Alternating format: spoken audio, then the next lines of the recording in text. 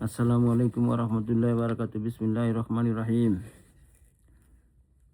হযরত আবু সাঈদ আল খুদরি রাদিয়াল্লাহু আনহু থেকে বর্ণিত, রাসূলুল্লাহ সাল্লাল্লাহু আলাইহি ওয়াসাল্লাম বলেন, জানাজার লাশ যখন রাখা হয় এবং লোকজন তাকে তাদের কাঁধে উঠিয়ে বহন করে নিয়ে যায়, এই লাশটি যদি হয় সৎকর্মশীল ব্যক্তির, তাহলে সে বলতে থাকে, আমাকে নিয়ে এগিয়ে চলো, আমাকে নিয়ে এগিয়ে চলো।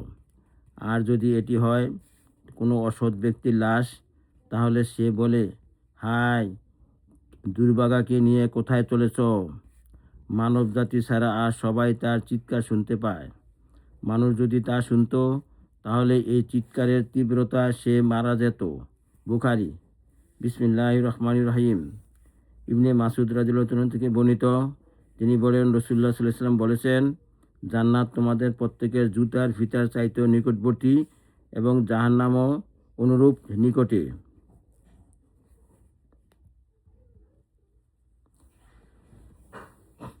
ইয়া আল্লাহ, আমাদেরকে হাদীস সমূহের উপরে আমল করার তৌফিক দান করুন।